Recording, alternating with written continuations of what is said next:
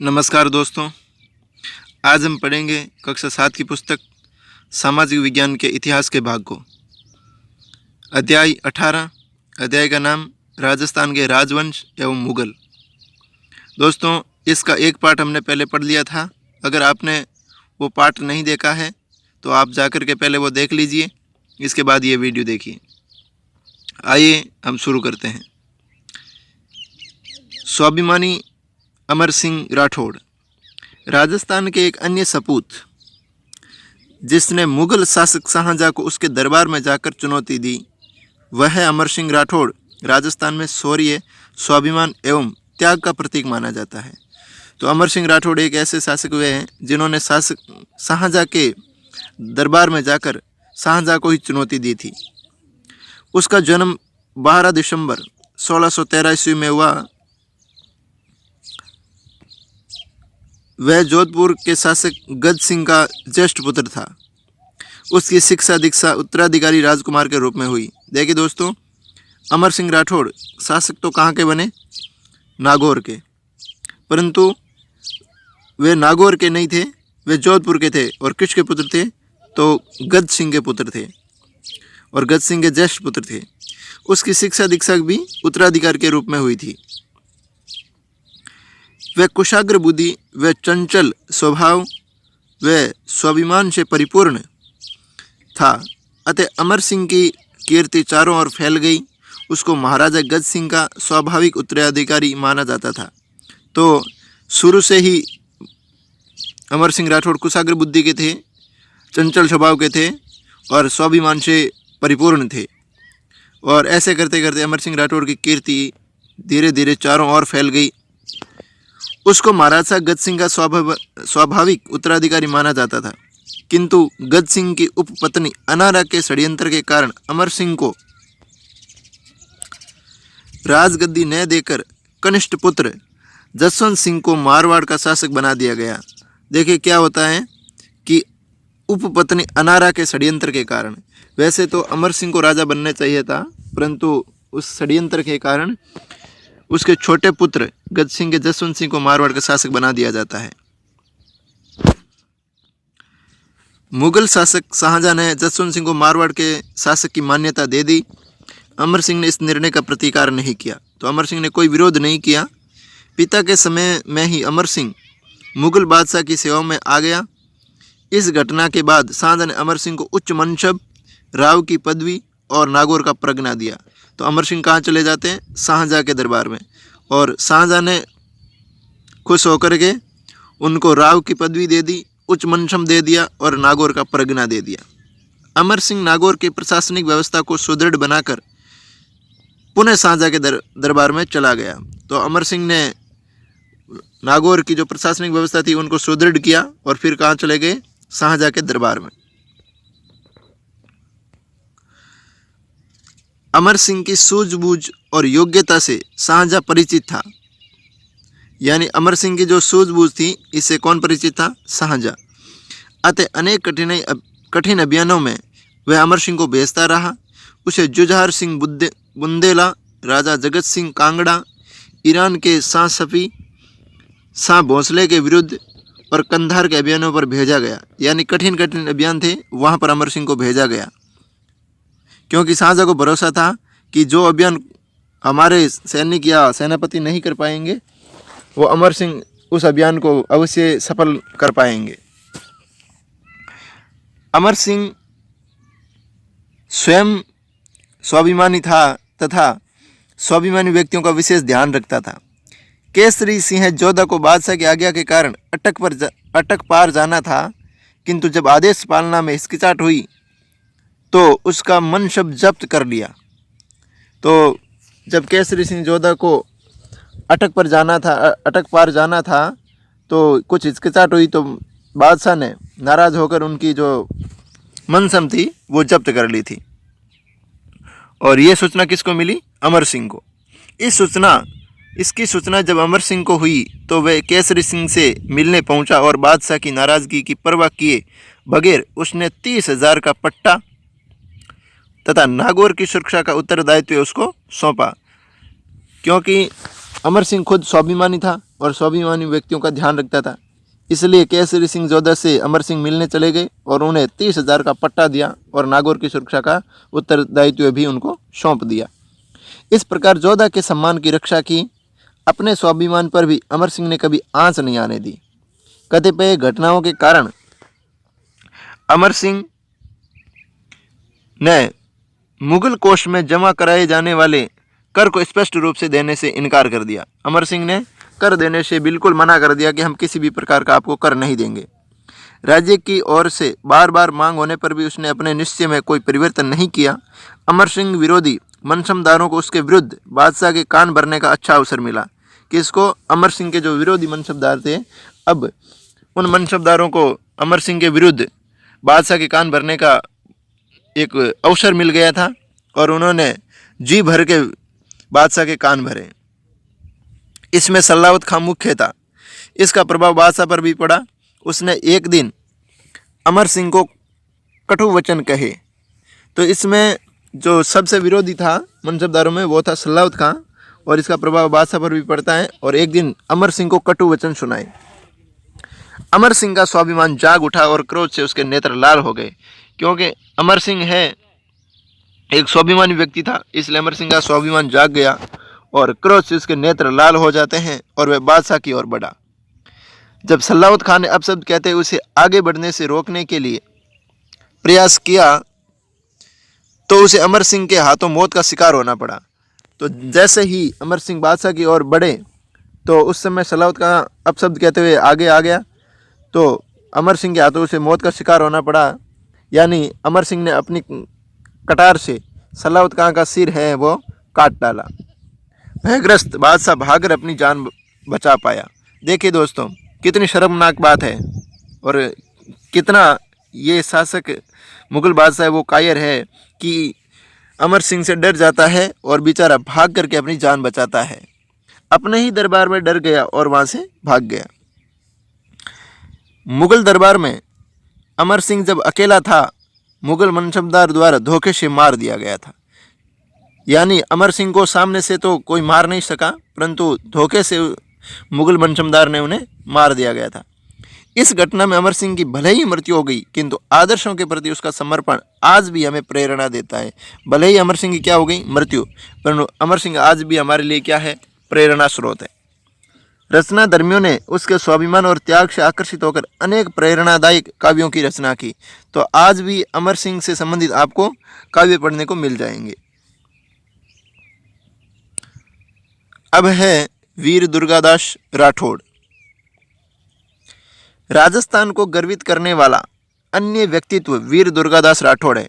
उसका जन्म 13 अगस्त 1638 में मारवाड़ के सालवा गांव में हुआ था। दोस्तों लाइन याद रखना, बड़ी महत्वपूर्ण लाइन है कि दुर्गादास का जन्म कब होता है? तो 13 अगस्त 1638 ईस्वी में। कहाँ पर? तो मारवाड़ के सालवा गांव में। उसका पिता आस्करण मारवाड़ के महाराजा जसवंत सिंह का मंत्री था। दुर्गादास के पिताजी का नाम क्या है? तो आस्करण, और वो जसवंत सिंह के दरबार में मंत्री थे। दुर्गादास की माता ने उसमें देश तथा मातृभूमि के प्रति भक्ति की भावना भर दी थी। यानी किसी भी बच्चे के जीवन में अपनी माता का महत्वपूर्ण योगदान रहता है। तो ऐसे ही जो दुर्गादास की माता थी, उन्होंने भी अपने पुत्र में देश तथा मातृभूमि के प्रति भक्ति की भावना भर दी थी। 28 नवंबर 1678 को महाराजा जसवंत सिंह की जमरूद में मृत्यु हो गई थी। महाराजा जसवंत सिंह की कहाँ मृत्यु हो गई? जमरूद में। और कब हुई? 28 नवंबर 1678 को। उस समय उनका कोई पुत्र जीवित नहीं था, लेकिन उनकी 2 रानियां गर्भवती थी। जिस समय महाराजा जसवंत की मृत्यु होती है तो उस समय कोई भी पुत्र जीवित नहीं था, अर्थात किसी भी पुत्र का जन्म नहीं हुआ था, परंतु उनकी 2 रानियां थी वो गर्भवती थी। उन्हें दुर्गादास तथा अन्य सरदार अपने साथ लेकर लाहौर के लिए चल पड़े। लाहौर पहुंचने पर दोनों रानियों ने 2 पुत्रों को जन्म दिया।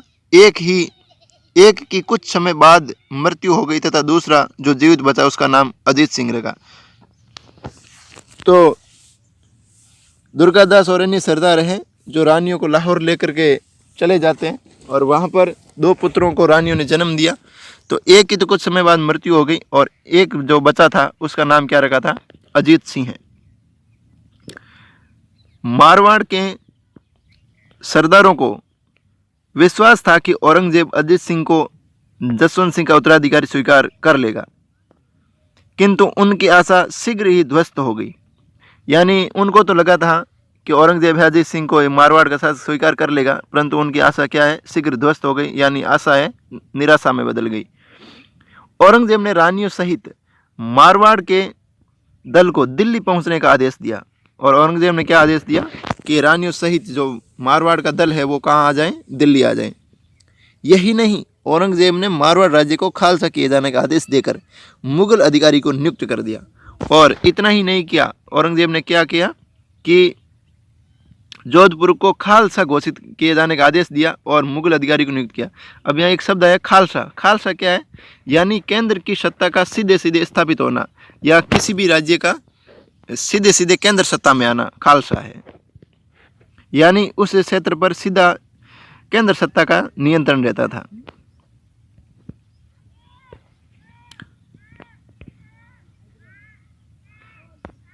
अजीत सिंह की रक्षा। दुर्गादास राठौड़ सरदारों के दल के साथ अजीत सिंह को लेकर राजधानी दिल्ली पहुंचा और औरंगजेब से अजीत सिंह को मारवाड़ राज्य देने का आग्रह किया। तो दुर्गादास से अजीत सिंह को लेकर के दिल्ली पहुंचते हैं और वहां जाकर औरंगजेब से कहा कि अजीत सिंह को आप मारवाड़ का राज्य दे दीजिए। औरंगजेब ने इस्लाम स्वीकार कर लेने की शर्त पर ही उसे मारवाड़ का राज्य देने की बात कही। अब औरंगजेब ने क्या शर्त रखी कि अगर अजीत सिंह इस्लाम धर्म स्वीकार कर लेता है तो उसे मारवाड़ का राज्य दिया जा सकता है, अन्यथा नहीं।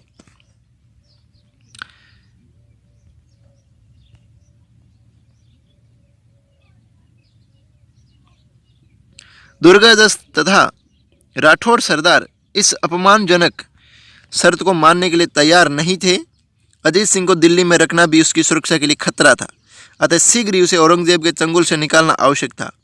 दुर्गादास अजीत सिंह को जिस दूरदर्शिता से औरंगजेब के चंगुल से बचाकर मारवाड़ लाया वे एक चमत्कार से कम नहीं था। उसने पीछा करती मुगल सेना का भी सामना किया।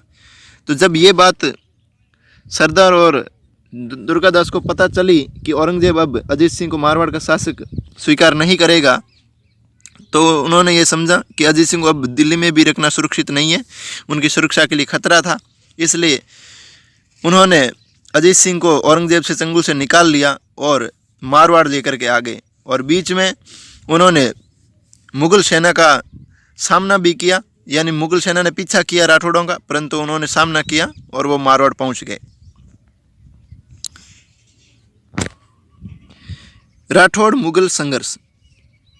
शेष बचे राठौड़ तथा दुर्गादास सुरक्षित मारवाड़ के सालावास गांव पहुंचे, जहां से दुर्गादास ने अजीत सिंह को सिरोही भेजा।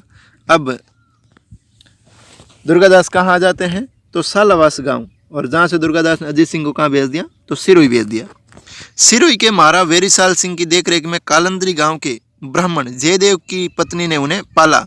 तो सिरोही के उस समय महाराव कौन थे, तो वेरीसाल सिंह हैं। और तो उनकी देखरेख में कालंदरी गांव में ब्राह्मण जयदेव की पत्नी ने उन्हें पाला। अजीत सिंह के मारवाड़ आने की सूचना पाकर राठौड़ दुर्गादास के नेतृत्व में संगठित होने लगे। उन्होंने मुगल फौजदार को जोधपुर से खदेड़कर नगर पर अधिकार कर लिया। तो अजीत सिंह के मारवाड़ आने की जब सूचना मिली राठौड़ों को, तो राठौड़ दुर्गादास के पास आए और उनके नेतृत्व में उन्होंने मुगल फौजदार जोधपुर से खदेड़कर और जोधपुर के नगर पर अधिकार कर लिया। औरंगजेब ने जोधपुर पर पुनः अधिकार हेतु विशाल सेना भेजी तथा स्वयं अजमेर आ गया। राठौड़ों ने अब छापामार पद्धति से मुगलों को छक्काना शुरू किया। मेवाड़ से सहयोग प्राप्त करना दुर्गादास का एक महत्वपूर्ण कार्य था। अब दुर्गादास क्या करता है, तो मेवाड़ से सहयोग प्राप्त कर लेता है। तो पढ़ते हैं, राठौड़ सिसोदिया गठबंधन। दुर्गादास ने संघर्ष बढ़ता देखकर मेवाड़ के महाराणा राज सिंह से अजीत सिंह को आश्रय देने की प्रार्थना की। महाराणा ने इसे स्वीकार कर लिया। यही नहीं, महाराणा ने राठौड़ों को पूर्ण सहायता का आश्वासन भी दिया। उधर मारवाड़ में भी राठौड़ों ने मुगलों का कड़ा प्रतिरोध किया। औरंगजेब ने शहजादे अकबर को मारवाड़ भेजा, किंतु वह भी राठौड़ों को नियंत्रित करने में पूर्णतः असफल रहा। तो अब क्या होता है कि दुर्गादास राज सिंह से सहायता मांगता है, तो राज सिंह ने सहायता देना स्वीकार कर लिया। और इधर मारवाड़ के राठौड़ों ने भी मुगलों का कड़ा प्रतिरोध करना शुरू कर दिया। अब औरंगजेब शहजादे अकबर को, देखिए एक अकबर वो हुमायूं का बेटा, वो अकबर अलग है, और ये अकबर है वो औरंगजेब का बेटा है। तो औरंगजेब ने अपने पुत्र अकबर को मारवाड़ भेजा, परंतु वो राठौड़ों को नियंत्रित करने में पूर्णतः असफल रहा।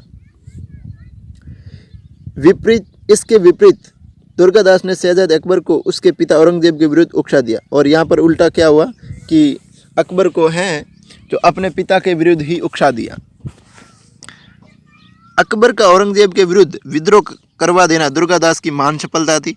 अब देखिए, आया तो था राठौड़ों को नियंत्रित करने, और अब है अपने ही पिता औरंगजेब के विरुद्ध विद्रोह कर दिया। दुर्गादास राठौड़ के प्रयासों से मारवाड़ और मेवाड़ के मध्य राठौड़ सिसोदिया गठबंधन हुआ। यह दुर्गादास राठौड़ का दूसरा महान कार्य था। अब है राठौड़ और सिसोदियों का गठबंधन हो जाता है, और ये दुर्गादास का दूसरा महान काम हो जाता है। बालक अजीत सिंह को मेवाड़ में आश्रय देने और औरंगजेब की नीतियों का विरोध करने का संकल्प महाराणा राज सिंह ने स्वीकार कर लिया। राज सिंह ने औरंगजेब को एक और करारा झटका उस समय दिया जब औरंगजेब किशनगढ़ की राजकुमारी चारुमती से विवाह करना चाहता था।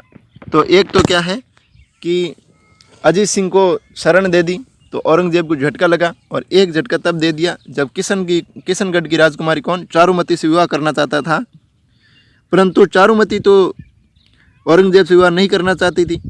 इसलिए चारुमती ने राज सिंह से आग्रह किया और राज सिंह ने उससे विवाह कर लिया।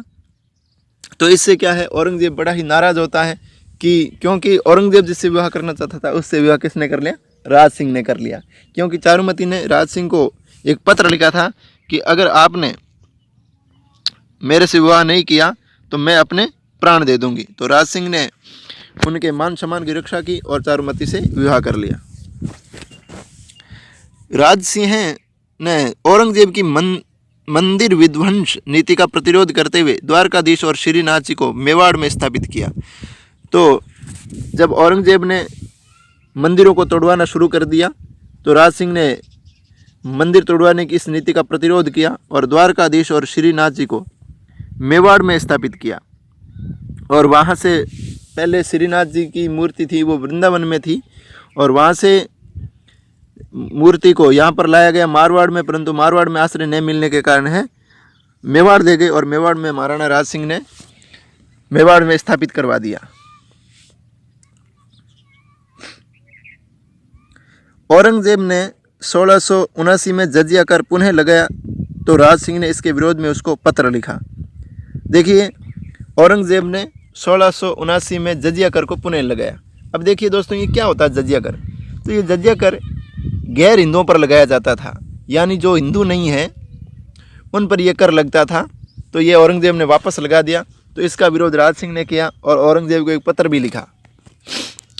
औरंगजेब ने शहजादे अकबर के माध्यम से अपने विरुद्ध बने राठौड़ सिसोदिया गठबंधन को तोड़ने का प्रयास किया। वस्तुतः मेवाड़ के महाराणा राज सिंह व दुर्गादास के संयुक्त प्रयासों से उत्तर भारत में औरंगजेब के दमनकारी और कूटनीतिक प्रयासों का विरोध हुआ। इस कारण 1680 में देबारी में मेवाड़ और औरंगजेब की सेना में युद्ध हुआ। तो क्या है कि अब राज सिंह और दुर्गादास है, जो महाराणा राज सिंह और दुर्गादास राठौड़ है, उन्होंने औरंगजेब का विरोध करना शुरू कर दिया, और इसके कारण 1680 में एक युद्ध भी होता है देबारी के अंदर। दुर्गादास मराठों की सहायता लेने दक्षिण में गया तो शहजादा अकबर भी उसके साथ गया था। यह औरंगजेब के लिए एक बड़ी चुनौती थी। इसी दौरान महाराणा राज सिंह की मृत्यु से उसको राहत मिली। तो औरंगजेब के लिए बहुत बड़ी चुनौती थी, परंतु उसी समय महाराणा राज सिंह की मृत्यु हो जाती है। नए महाराणा से समझौता कर वे दक्षिण की ओर चल पड़ा। अब क्या है कि औरंगजेब दक्षिण में जाता है। दुर्गादास का मराठा सहयोग प्राप्त करना उसकी एक बड़ी कूटनीतिक विजय थी। तो दुर्गादास ने मराठों का भी सहयोग प्राप्त कर लिया था। मराठा शक्ति की सक्रियता के कारण औरंगजेब को उत्तरी भारत से भागकर दक्षिण की ओर जाना पड़ा। इससे मारवाड़ पर मुगल सैनिक दबाव कम हो गया था। औरंगजेब दक्षिण में इतना गिर गया था कि वह पुनः जीवित उत्तर भारत में नहीं आ सका, यानी अब वो दक्षिण में चला गया तो वहाँ से वो वापस नहीं आ सका और औरंगजेब की दक्षिण में ही मृत्यु हो जाती है। औरंगजेब की मृत्यु का समाचार मिलते ही अजीत सिंह ने पुनः मारवाड़ पर अधिकार कर लिया। यह सूचना पाकर दुर्गादास भी मारवाड़ लौट आया, किंतु इस बार उसे अजीत सिंह से उत्साहवर्धक स्वागत नहीं मिला। यानी जैसे औरंगजेब की मृत्यु का समाचार मिला तो अजीत सिंह ने मारवाड़ पर अधिकार कर लिया, और दुर्गादास को जब ये समाचार मिला तो दुर्गादास भी मारवाड़ लौट आए, परंतु इस बार दुर्गादास को जो स्वागत मिलना चाहिए था उत्साहवर्धक, वो इस बार नहीं मिला।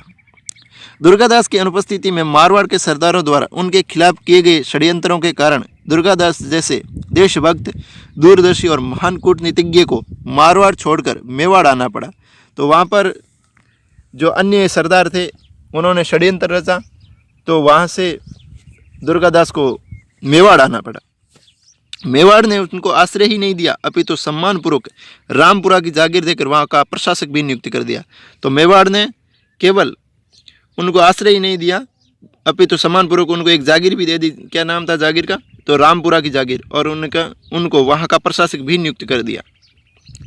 दुर्गादास जीवन के अंतिम वर्षों में उज्जैन मध्य प्रदेश में ही रहे, और वहीं पर 22 नवंबर 1718 को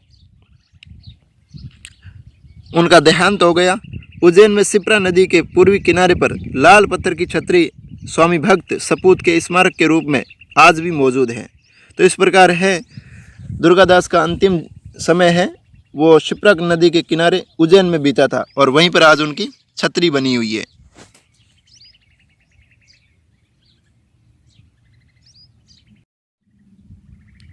अब हम पढ़ते हैं महाराजा सूरजमल। महाराजा सूरजमल भरतपुर के लोकप्रिय शासक थे। उसके पिता बदन सिंह ने डीग बसाकर इसे अपनी राजधानी बनाया। तो महाराजा जो सूरजमल थे तो कहाँ के लोकप्रिय शासक थे? तो भरतपुर के थे, और उनके पिता कौन? बदन सिंह ने डीग को बसाकर अपनी राजधानी बनाया। सूरजमल ने भरतपुर शहर की स्थापना की। ये लाइन याद रखना दोस्तों कि भरतपुर शहर की स्थापना किसने की थी? तो सूरजमल ने की थी। सूरजमल से पूर्व जाट नेता गोकुल औरंगजेब की मंदिर मूर्ति विध्वंस नीति का प्रबल विरोधी रहे। मथुरा और आगरा के जाट बहुत समय तक मुगलों के अत्याचार और कुशासन का शिकार रहे। गोकुल राजा राम ने मुगलों के अत्याचारों को प्रबल विरोध किया तथा सिकंदरा में स्थित अकबर के मकबरे से बहुमूल्य रत्नों व सोने चांदी के पत्थरों को उखाड़ लिया, और राजाबाद के चूड़ामन ने आजीवन मुगलों से संघर्ष किया। तो क्या होता है कि जिस प्रकार महाराणा राज सिंह है, दुर्गादास है आदि ने विरोध किया, उसी प्रकार जो आगरा और मथुरा के जाट थे उन्होंने भी है जो औरंगजेब की नीति का विरोध किया, और इनमें एक जाट नेता था गोकुल, तो उन्होंने भी है औरंगजेब की जो मंदिर तोड़ने की जो नीति थी उनका विरोध किया था। तथा सिकंदरा में स्थित है मकबरे से बहुमूल्य रत्नों को भी है उन्होंने उखाड़ लिया था।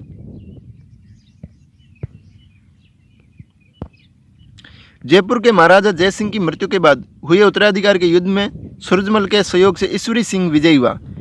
तो क्या होता है कि जयपुर के शासक ईश्वरी सिंह थे, उसके एक भाई थे माधो सिंह। तो माधो सिंह और ईश्वरी सिंह के मध्य उत्तराधिकार का संघर्ष होता है, तो उसमें सूरजमल ने ईश्वरी सिंह का साथ दिया, और उसमें कौन विजयी होते हैं? ईश्वरी सिंह विजयी होते हैं, और ईश्वरी सिंह है जयपुर की गद्दी पर बैठ जाते हैं। मई 1753 ईस्वी में सूरजमल ने फिरोज शाह कोटला पर कब्जा कर लिया। मराठाओं ने जनवरी 1754 से मई 1754 ईस्वी तक भरतपुर के कुम्हार के किले को घेरे रखा, पर इस किले को नहीं जीत पाए और उन्हें संधि करनी पड़ी। 1761 में पानीपत की तीसरी लड़ाई में अहमद शाह अब्दाली के हाथों हार के बाद शेष बचे मराठा सैनिकों के खाने पीने इलाज व कपड़ों की व्यवस्था महाराजा सूरजमल ने की थी। तो दोस्तों एक बात याद रखिए कि ये जो तीसरी लड़ाई हुई थी इसके बाद मराठों की है जो खाने पीने की व्यवस्था आदि है, कपड़ों की व्यवस्था है, इलाज आदि की व्यवस्था किसने की? महाराजा सूरजमल ने की। और ये युद्ध कब लड़ा गया था? तो पानीपत का तीसरा युद्ध 1761 में लड़ा गया था। याद रखना किस किस के मध्य? तो अहमद शाह अब्दाली और मराठों के मध्य। सूरजमल ने अपने प्रभुत्व वाले क्षेत्रों में किले व महल बनवाए, जिनमें प्रसिद्ध लोहागढ़ का किला भी शामिल है। ये लाइन याद रखना दोस्तों कि लोहागढ़ का किला कहाँ है?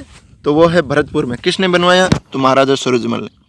मराठों के पतन के बाद सूरजमल ने गाजियाबाद, रोहतक, झज्जर, आगरा, धौलपुर, मैनपुरी, हाथरस, बनारस, फर्रुखनगर इत्यादि इलाके जीत लिए और 25 दिसंबर 1763 ईस्वी को महाराजा सूरजमल की मृत्यु हो गई थी। तो महाराजा सूरजमल ने कई क्षेत्रों को जीता, वहाँ पर किले और महल भी बनवाए और महाराजा सूरजमल की 25 दिसंबर 1763 को मृत्यु हो जाती है। तो इस प्रकार ये आज का हमारा जो चैप्टर है वो पूरा हुआ। दोस्तों, आपको कुछ प्रश्नों के उत्तर कमेंट में लिख करके भेजने हैं। देखिए, ये शब्दावली भी दी गई है कि अरावल का अर्थ क्या होता है।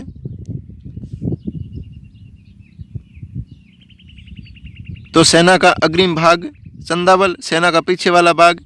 छापामार युद्ध क्या है? तो अचानक आक्रमण कर भाग जाने वाली युद्ध की एक विधा है। प्रतिरक्षात्मक का अर्थ है सुरक्षात्मक। और खालसा का अर्थ क्या है? केंद्रीय अधिकार क्षेत्र, यानी जहाँ पर जो सीधा सीधा है केंद्र का अधिकार हो वो खालसा है।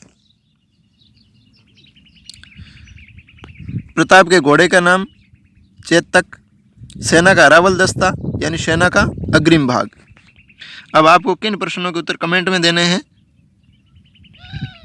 तो आपको एक तो ये बताना है, प्रश्न नंबर 4, विक्रमादित्य के नाम से दिल्ली की गद्दी पर बैठने वाला राजा कौन था? और दूसरा प्रश्न आपको ये बताना है कि महाराजा सूरजमल ने राजस्थान के किस शहर की स्थापना की थी? तो ये आपको कमेंट में बताना है कि महाराजा सूरजमल ने किस शहर की स्थापना की थी और विक्रमादित्य के नाम से दिल्ली की गद्दी पर बैठने वाला राजा कौन था। और एक और प्रश्न आपको बताना है, छठा प्रश्न, कि दुर्गादास राठौड़ का अंतिम समय कहाँ व्यतीत हुआ था, उस स्थान का आपको नाम बताना है। तो इस प्रकार दोस्तों आज का हमारा चैप्टर पूर्ण हुआ। अगर आपको यह वीडियो पसंद आया है तो आप इसे लाइक कीजिए, आगे शेयर कीजिए और कमेंट कीजिए। धन्यवाद दोस्तों।